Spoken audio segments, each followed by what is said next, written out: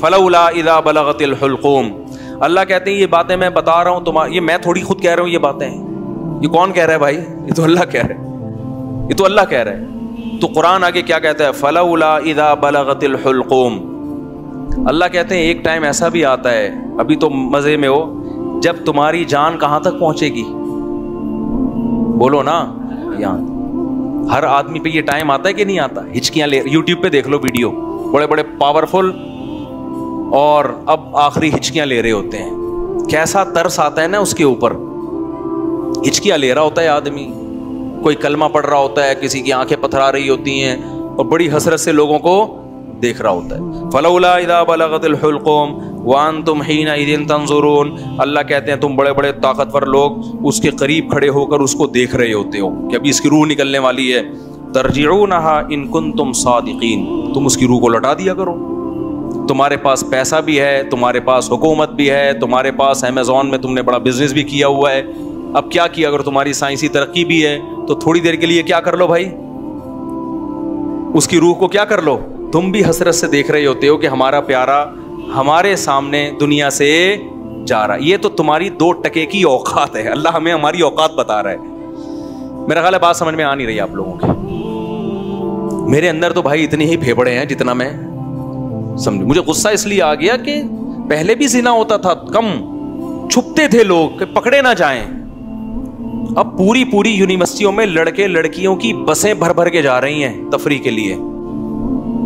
باپ خود اجازت دے رہا ہے, بھائی تمہاری اپنی لائف ہے بیٹا, تم اگر بھنگن چمارن بننا چاہو تو ہم کون سا شریف لوگ ہیں, ہم بھی بھنگی اور چمار ہیں. بزبان حال وہ یہ کہہ رہا ہوتا ہے. سمجھ میں نہیں آ رہی. عزت دار آدمی کبھی اپنی لڑکی کو کسی غیر مرد کے ساتھ جانے نہیں دے گا. کہے گا میں مر جاؤں گا, میں دنیا کو کیا منہ دکھاؤں گا میں. لیکن اب اس کو پتا ہے دنیا کو میں منہ دکھاؤں گا, دنیا بھی میری تعریف کرے گی. بڑا لبرل قسم کا باپ ہے ماشاءاللہ. اپنی بیٹیوں پہ کوئی کسی قسم کا کنٹرول نہ ہے, نہ رکھنا چاہتا ہے. ڈانس کر رہے ہیں اپنی بیٹیوں کے ساتھ, ناچ رہے ہیں اپنی بیٹیوں کے ساتھ, لائکس مل رہے ہیں ان کو, لوگ شیئر کر رہے ہیں ماشاءاللہ جی. جو باپ محافظ تھا بیٹی کو حیا سکھانے کا, وہی بیٹی کی حیا نکال رہے ہیں. براڈ مائنڈڈ باپ ہے. کپڑے اتارو بھائی اس کے لوگوں کے سامنے, بہت زیادہ براڈ مائنڈ. گورا کو تو چڑیاں پہن کے ان کی بیٹیاں ان کے باپ کے سامنے ناچتی ہیں. براڈ مائنڈڈ بننا ہے تو پھر پورا بنو نا. یہ منافقت کیسی ہے؟ اگر غلط ہے تو پھر, اگر گورا غلط ہے تو پھر یہ عمل بھی غلط ہے جو یہاں ہو رہا ہے. شادیوں میں ناچ رہی ہیں بہنیں بھائیوں کے ساتھ.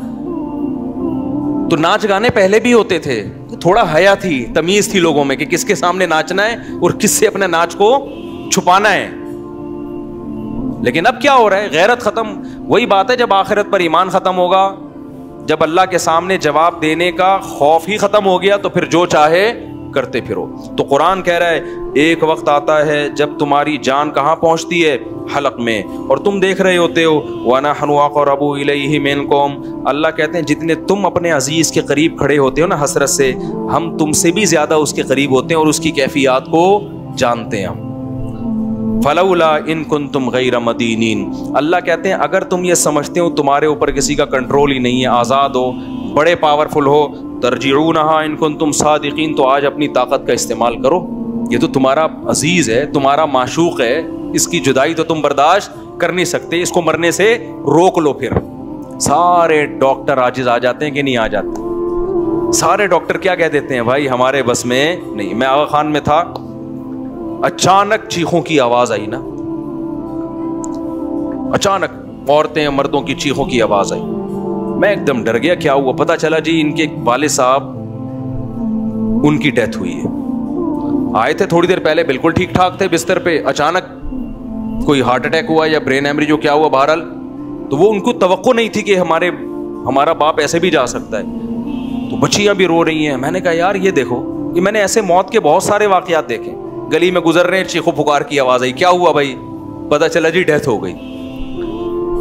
کتنے سال رشتے آپس میں ٹائم گزارتے ہیں اور جدا ہونے میں چند سیکنڈ بھی بولو نہیں لگتے.